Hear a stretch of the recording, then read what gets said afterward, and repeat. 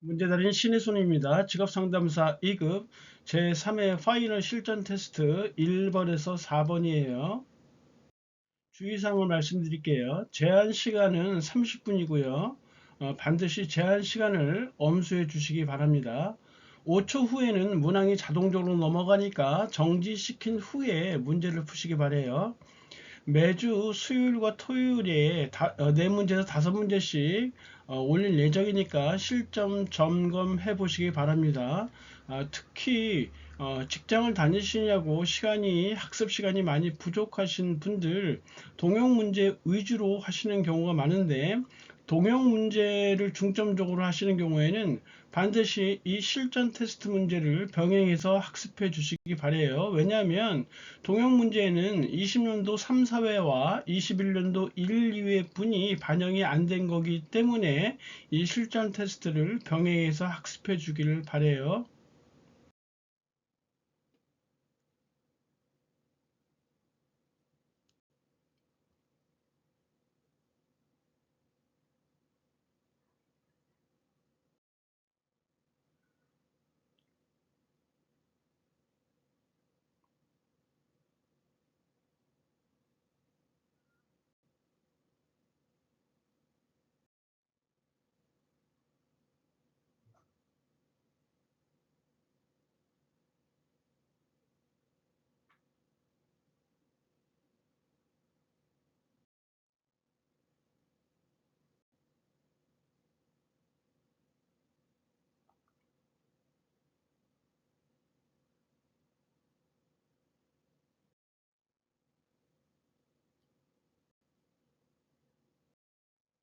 1번 진로 상담 과정에서 관계 수립을 위한 기본 상담 기법 5가지를 쓰시오 했는데, 이 기본 상담 기법은 기초 상담 기법이라고도 해요.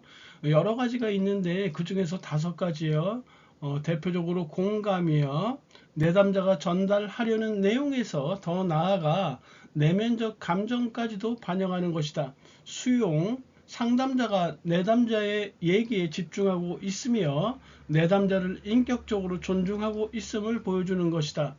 경청, 내담자의 언어적, 비언어적 표현에 주목하면서 내담자의 생각과 감정을 이해하려고 노력하는 것이다. 반영, 내담자의 생각과 말을 상담자가 다른 참신한 말로 구현하는 것이다.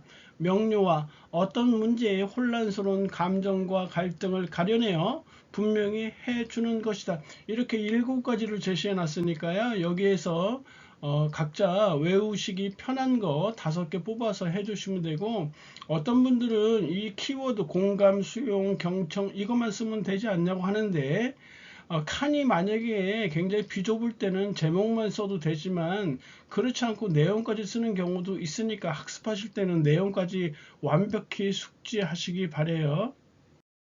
2번 심리 검사의 사용 목적 3가지요. 자기 이해의 증진, 내담자에게 과학적이고 객관적인 검사 결과를 제시하여 자신에 대한 올바른 이해를 토대로 합리적인 의사결정을 하도록 돕는다. 자신에 대한 올바른 이해를 토대로, 이게 핵심이에요. 분류 및 진단은 내담자에 관한 흥미, 성격, 적성 등의 자료를 파악하여 내담자로 하여금 문제의 원인 파악과 문제 해결을 위한 도구로 활용하도록 한다. 이 키워드 그대로죠. 분류 및 진단이, 분류니까 내담자에 관한 흥미, 성격, 적성 자료 파악해야 되겠죠. 그 다음에 진단이니까 문제의 원인 파악 해결해야 되겠죠. 3번째 예측, 심리 검사를 통해 내담자가 미래에 보일 행동이나 발생 가능한 결과들을 예측한다. 말 그대로예요. 3번 생애 진로 사정의 의미와 알 수 있는 정보를 3가지 쓰시오. 의미 1점 보시면 되겠고 알 수 있는 정보 각각 2점씩 보시면 될 것 같아요. 생애 진로 사정의 의미는 내담자와 처음 만났을 때 사용할 수 있는 구조화된 면접법이라는 게 중요해요. 면접법으로서 내담자에 대한 기초적인 직업 상담 정보를 얻는 질적인 평가 절차이다. 내담자와 처음 만났을 때 사용할 수 있는 구조화된 면접법으로서 내담자에 대한 기초적인 직업 상담 정보를 얻는 질적인 평가 절차이다. 알 수 있는 정보는 첫 번째, 내담자의 직업 경험과 교육 수준을 나타내는 객관적인 정보를 얻을 수 있다. 두 번째, 내담자의 기술과 유능성에 대한 자기 평가 및 상담자의 평가 정보를 얻을 수 있다. 세 번째, 내담자의 가치관 및 자기 인식의 정도를 얻을 수 있다. 첫 번째, 내담자의 직업 경험과 교육 수준을 나타내는 객관적 정보를 얻을 수 있다. 두 번째, 내담자의 기술과 유능성에 대한 자기 평가 및 상담자의 평가 정보를 얻을 수 있다. 세 번째, 내담자의 가치관 및 자기 인식의 정도를 얻을 수 있다. 4번, 어떤 국가의 고용 동향이 아래와 같을 때 질문에 답하시오. 단위는 만 명이라고 되어 있어요. 어떤 분들이 자신은 수학 포기자라 이 수포자를 위한 특강을 해주시면 안 되냐고 요청하시는 경우가 많은데, 제가 늘 말씀드리지만 우리가 이 노동시장론, 우리가 취급하는 이 노동시장론은 결코 수학이 아니에요. 그냥 공식을 외워서 거기에 그냥 대입만 시켜주면 되는 것이니까 일단 기본적인 이 계산 문제에 대한 기본적인 두려움을 없애는 게 가장 중요해요.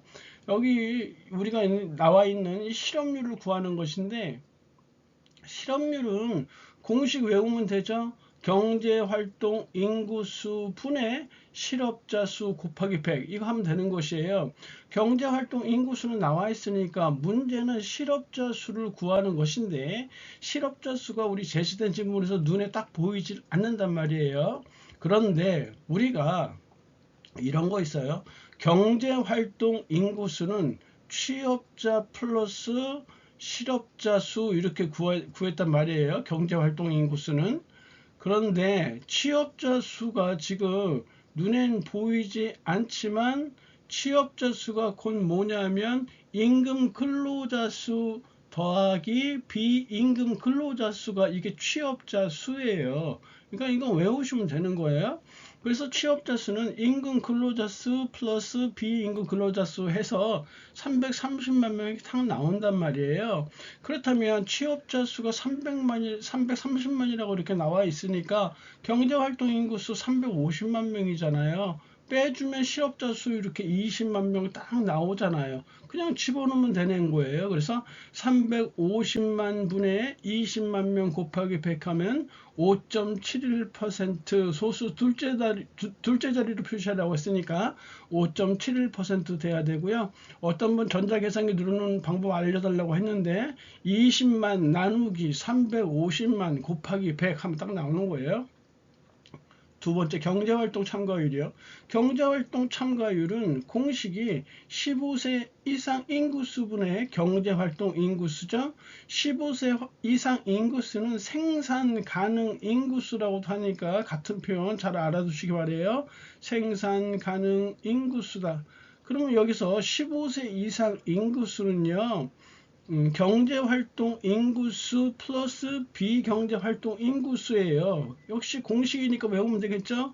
그래서 350만 플러스 비경제활동 인구수 150만이라고 했으니까 생산 가능 인구수 15세 이상 인구수는 500만 명 딱 나온단 말이에요. 그래서 500만 분의 350만 곱하기 100 하면 70%. 그래서 경제활동 참가율은 70%다.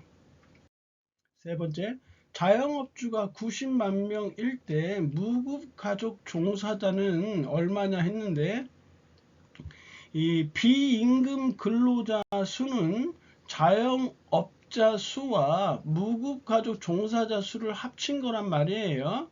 월급을 받아서 생활하는 게 아니에요. 자영업자는 자기가 장사하는 거니까 자기가 갖는 거죠. 무급가족 종사자는 가족이 하는 일에 관여해서 하는 것이니까 역시 비임금 근로자로 취급되는 거예요. 여기서 자영업주 수가 90만 명이라고 했으니까 무급 가족 종사자 수는 비임금 근로자 수 140명 나와 있죠. 거기서 자영업주 수가 90만 명이니까 빼주면 50만 명이 바로 무급 가족 종사자 수 이렇게 되는 것이죠. 그냥 더하기 빼기만 하면 돼요. 사칙연산 덧셈, 뺄셈, 곱셈, 나눗셈만 알고 있으면 무조건 맞출 수 있는 문제들이에요. 고용률도 마찬가지죠. 고용률의 공식을 먼저 외우셔야죠. 15세 이상 인구 수분의 취업자 수예요. 그래서 15세 이상 인구수는 아까 구했죠. 350만 명 플러스 150만 명 하면 500만 명 이렇게 나왔죠. 취업자 수는 임금 근로자 수와 비임금 근로자 수를 더한 것이죠. 그래서 취업자 수가 330만 명이라고 아까 했어요. 그러니까 500만 명 분의 330만 이렇게 계산기로 계산할 때는 330만 나누기 500만 곱하기 100 하면 딱 떨어지는 거예요. 66%로 나와 있으니까 고용률은 66%다. 한 가지 주의할 점은 고용률과 취업률은 달라요. 취업률은 경제활동 인구수분의 취업자 수 곱하기 100이고요. 고용률은 15세 이상 인구수, 경제활동 인구수가 아니라 15세 이상 인구수분의 취업자 수 곱하기 100 이렇게 나오는 것이니까 고용률과 취업률을 반드시 구분해 주시기 바래요. 강연대학 고생하셨고요. 다음 시간에 뵙겠습니다. 감사합니다.